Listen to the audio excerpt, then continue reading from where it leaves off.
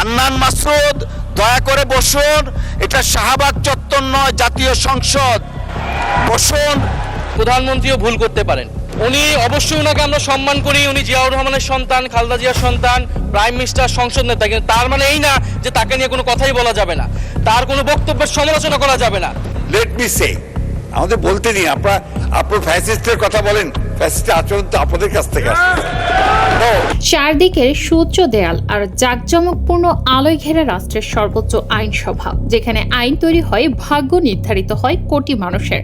কিন্তু সেই চত্বরেই যখন আকস্মিক এক ঝড়ের পূর্বাভাস পাওয়া যায়, তখন বাতাস ভারী হয়ে ওঠে এক অদ্ভুতুরে নিস্তব্ধতায়। ঠিক তেমনই এক মুহূর্তে স্পিকারের চেয়ার থেকে ভেসে এলো এক তীব্র ও নজিরবিহীন মন্তব্য। এক তরুণ জনপ্রতিনিধিকে লক্ষ্য করে চরম উষ্মার সাথে বলা হলো, দয়া করে নিজের আসনে বসুন। এটি কোনো রাজপথের গণজমায়েত বা শাহবাগ চত্বর নয়, এটি দেশের পবিত্র জাতীয় সংসদ। রাষ্ট্রের সবচেয়ে মর্যাদাপূর্ণ কক্ষটিতে যখন একজন আইন প্রণেতাকে এভাবে থামিয়ে দেওয়ার চেষ্টা করা হয়, তখন কেবল একটি কণ্ঠস্বর স্তব্ধ হয় না, বরং আঘাত লাগে নতুন এক রাজনৈতিক সংস্কৃতির গায়ে। কিন্তু প্রশ্ন হলো, পর্দার আড়ালে আসলে কি এমন ঘটেছিল যার কারণে একজন ডেপুটি স্পিকারকে এতটা কঠোর শব্দ ব্যবহার করতে হলো?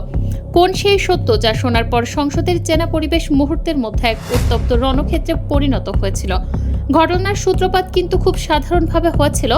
অধিবেশনের স্বাভাবিক কার্যপ্রণালীর মাঝেই হঠাৎ আলোচনার কেন্দ্রবিন্দুতে চলে আসেন তরুণ প্রজন্মের এক বলিষ্ঠ প্রতিনিধি, যিনি গণ আন্দোলনের অগ্নিগর্ভ থেকে উঠে এসে সংসদের আসনে বসেছেন।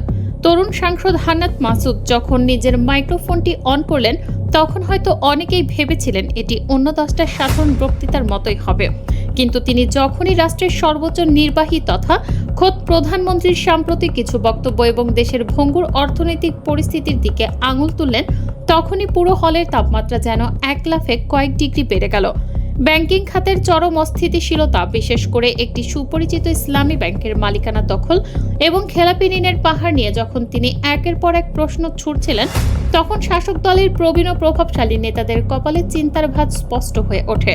তরুণ এই বক্তা সরাসরি অভিযোগ তোলেন যে যখন সাধারণ মানুষ ঋণের নামে অর্থ লুটের প্রতিকার চায়, তখন রাষ্ট্রের সর্বোচ্চ পর্যায় থেকে উল্টো সৎ নাগরিকদের কটাক্ষ করা হয়, যা পরোক্ষভাবে ঋণ খেলাপিদের আরও বেশি উৎসাহিত করে। আর ঠিক সেখানেই দেখা দেয় নতুন প্রশ্ন, একটি গণতান্ত্রিক রাষ্ট্রের সংসদের ভেতরে দাঁড়িয়ে প্রধানমন্ত্রীর পলিসি বা বক্তব্যের সমালোচনা করা কি এতটাই অপরাধ যে তার জন্য একজন নির্বাচিত সদস্যকে এভাবে থামিয়ে দিতে হবে? হান্নান মাসুদের এই বজ্রকণ্ঠের সমালোচনা যখন শাসক দলের নেতাদের বুকে তীরের মতো বিঁধছিল, ঠিক তখনই সত্যকে আড়াল করার এক মরিয়া চেষ্টা শুরু হয়। ট্রেজারি বেঞ্চের প্রবীণ নেতা জয়নুল আবেদিন ফারুক আর কালক্ষেপণ না করে দাঁড়িয়ে গেলেন। অত্যন্ত ক্ষুব্ধ ও উত্তেজিত কণ্ঠে তিনি স্পিকারের কাছে দাবি তুললেন, এই তরুণ সদস্যের পুরো বক্তব্য যেন সংসদীয় রেকর্ড থেকে চিরতরে মুছে ফেলা হয়, যাকে পরিভাষায় বলা হয় এক্সপাঞ্জ। তার যুক্তি ছিল অত্যন্ত স্পষ্ট, যে নেতা দীর্ঘ 16 বছর ধরে দেশের মানুষের ভোটাধিকার এবং গণতন্ত্রের জন্য রাজপথে রক্তক্ষয়ী সংগ্রাম করেছেন, যার ধমনীতে শহীদ রাষ্ট্রপতি জিয়াউর রহমান এবং দেশনেত্রী বেগম খালেদা জিয়ার রক্ত বইছে, তাকে নিয়ে কোনো ধরনের অসত্য বা কটূক্তি এই সংসদ বরদাস্ত করবেন না। তিনি দাবি করলেন, বর্তমান সরকার কোনো কারচুপির বা হুন্ডাগুন্ডার ভোটে আসেনি, বরং জনগণের বিপুল সংখ্যাগরিষ্ঠতা নিয়ে ক্ষমতায় এসেছে।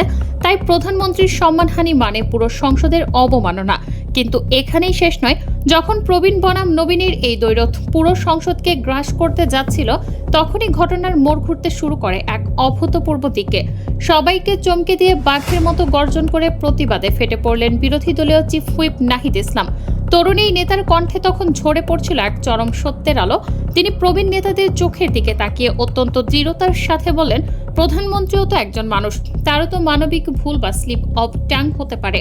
আর যদি তিনি কোনো ভুল তথ্য দিয়ে থাকেন, তবে সেই বক্তব্যের চুলচেরা বিশ্লেষণ এবং সমালোচনা করার শতভাগ অধিকার এবং এই সংসদের বিরোধী দলের রয়েছে। নাহিদ ইসলামের এই যুক্তিপূর্ণ কিন্তু আক্রমণাত্মক অবস্থান শাসক দলের অনেককেই রক্ষণাত্মক হতে বাধ্য করল। তিনি স্পষ্ট ভাষায় হুঁশিয়ারি দিয়ে বললেন, আমরা তো একটি সুস্থ, সচল ও জবাবদিহিমূলক গণতন্ত্রের দিকে এগিয়ে যেতে চাচ্ছি। আমরা কি তবে আবার সেই পুরনো ফ্যাসিবাদের অন্ধকার গহ্বরে ফিরে যেতে চাচ্ছি, যেখানে শাসকের কোনো কাজের সমালোচনা করা যেত না? এই একটি প্রশ্ন পুরো সংসদ কক্ষের ভেতরে এক অদৃশ্য কাঁপন তৈরি করলো। ঠিক এই উত্তপ্ত পরিস্থিতির মাঝে দৃশ্যপটে হাজির হলেন প্রবীণ রাজনীতিবিদ এবং প্রভাবশালী মন্ত্রী মির্জা ফখরুল ইসলাম আলমগীর। বিরোধী দলীয় চিফ হুইপের বক্তব্য শেষ হতে না হতেই তিনি অত্যন্ত কড়া ভাষায় এর বিরোধিতা করলেন। তার কণ্ঠে তখন মিশেছিল এক তীব্র ক্ষোভ ও জ্বালা। তিনি সরাসরি নাহিদ ইসলামের দিকে ইঙ্গিত করে বললেন, আপনারা মুখে ফ্যাসিবাদের বিরোধিতার কথা বলেন, অথচ আপনাদের আচরণেই এখন ফ্যাসিবাদের স্পষ্ট লক্ষণ দেখা যাচ্ছে। মির্জা ফখরুলের দাবি ছিল, তরুণ সাংসদ হান্নান মাসুদ প্রধানমন্ত্রী সম্পর্কে যা বলেছেন তা কোনো গঠনমূলক সমালোচনা ছিল না, বরং সেটি ছিল সম্পূর্ণ অসত্য ও উদ্দেশ্য প্রণোদিত। তিনি স্পিকারের দৃষ্টি আকর্ষণ করে বারবার বলতে লাগলেন, সংসদ নেতার সম্মান রক্ষা করা আমাদের সবার দায়িত্ব, তাই এই অসত্য বক্তব্য কোনোভাবেই রেকর্ডে রাখা যাবে না। পর্দার আড়ালে তখন চলছিল ভিন্ন এক হিসাব। একদিকে নবীন নেতৃত্বের তীব্র আকাঙ্ক্ষা, যারা চান প্রতিটি বিষয়ের স্বচ্ছতা এবং জবাবদিহিতা, অন্যদিকে প্রবীণ রাজনৈতিক শক্তির নিজস্ব বলয়, যারা তাদের দলীয় প্রধান ও রাষ্ট্রনেতার দিকে ওঠা যে কোনো আঙুলকে শুরুতেই ভেঙে দিতে চান। সংসদের এই পুরো দৃশ্যপট যেন আসলে এক গভীর মনস্তাত্ত্বিক লড়াইয়ের প্রতিফলন। যখন ডেপুটি স্পিকার বারবার হাতুড়ি পিটিয়ে হান্নান মাসুদকে বসার নির্দেশ দিচ্ছিলেন এবং বলছিলেন যে তার সময় শেষ হয়ে গেছে, তখন কি তিনি কেবল সময়ের কথাই বলছিলেন, নাকি নতুন এক চিন্তাধারাকে চেপে ধরার চেষ্টা করছিলেন? রাস্তায় দাঁড়িয়ে আন্দোলন করা আর সংসদের ভেতরে আইনি কাঠামো মেনে কথা বলার মধ্যে যে একটা ব্যাকরণগত পার্থক্য আছে, সেই কথাটি মনে করিয়ে দিয়ে যখন স্পিকার শাহবাগ চত্বর শব্দবন্ধটি ব্যবহার করলেন, তখন সেটি কেবল একটি উপমা ছিল না, বরং তা ছিল এক তীব্র রাজনৈতিক খোঁচা। উত্তেজনার এই পারদ যখন একদম চূড়ায়, তখনই সংসদের নোয়াখালী অঞ্চলের এক প্রবীণ বিরোধী দলীয় নেতা দাঁড়িয়ে পরিস্থিতি শান্ত করার এক অনন্য চেষ্টা করলেন। তিনি অত্যন্ত পরিপক্কতার সাথে স্পিকারকে উদ্দেশ্য করে বললেন, সংসদের ভেতরে একটি নিজস্ব নিয়ম ও শিষ্টাচার রয়েছে, ঠিক যেমন রাজপথের একটি আলাদা ভাষা রয়েছে। আমরা যদি এখন কে সত্য বলছে আর কে মিথ্যা বলছে এই অন্তহীন ঝগড়ায় লিপ্ত হয়ে পড়ি, তবে তা আমাদের সবার জন্য এক চরম লজ্জাজনক পরিস্থিতি তৈরি করবে। তিনি অনুরোধ করলেন, বাইরের কোনো বিতর্ককে টেনে এনে সংসদের ভেতরে কাদা ছোড়াছড়ি না করে পুরো বিষয়টিকেই যেন এড়িয়ে যাওয়া হয়, কারণ সেটাই হবে রাষ্ট্রের জন্য সবচেয়ে কল্যাণকর। এই পুরো সংসদীয় যুদ্ধ আসলে আমাদের সামনে কোন সত্যকে উন্মোচন করে? এটি কি কেবলই ক্ষমতার দম্ভ, নাকি অধিকার আদায়ের এক নতুন সংগ্রাম? যে তরুণরা রাজপথ কাঁপিয়ে এসে আজ আইনসভায় বসেছেন, তারা যখন ব্যাংকিং খাতের লুটপাট আর ঋণের টাকা পাচারের মতো স্পর্শকাতর বিষয় নিয়ে প্রশ্ন তোলেন, তখন রাষ্ট্রের শাসনযন্ত্রের কেন এত গায়ে জ্বালা ধরে? গণতন্ত্রের মূল কথাই তো হলো ক্ষমতার বিকেন্দ্রীকরণ এবং সমালোচনা সহ্য করার মানসিকতা। কিন্তু যখন একটি স্বাধীন দেশের সংসদ কক্ষে দাঁড়িয়ে একজন জনপ্রতিনিধিকে তার সত্য উচ্চারণের জন্য রাস্তার আন্দোলনের সাথে তুলনা করে থামিয়ে দেওয়া হয়, তখন মনের কোণে এক গভীর সন্দেহের জন্ম নেয়। তবে কি আমরা পুরনো ফ্যাসিবাদের খোলস থেকে বের হয়ে অজান্তেই এক নতুন স্বৈরতান্ত্রিক ব্যবস্থার দিকে ধাবিত হচ্ছি? সংসদের সেই উত্তপ্ত বিকেলের ঘটনাটি হয়তো শেষ হয়ে গেছে, স্পিকার হয়তো রুলিং দিয়ে পরিস্থিতি শান্ত করেছেন, কিন্তু যে প্রশ্নটি বাতাসে ভেসে রইল তা হলো, আগামীর বাংলাদেশ কি আসলে সমালোচনার স্বাধীনতা দেবে, নাকি ক্ষমতার উচ্চাসনে বসে থাকা ব্যক্তিদের বন্দনা করাই হবে এই সংসদের একমাত্র অলিখিত নিয়ম?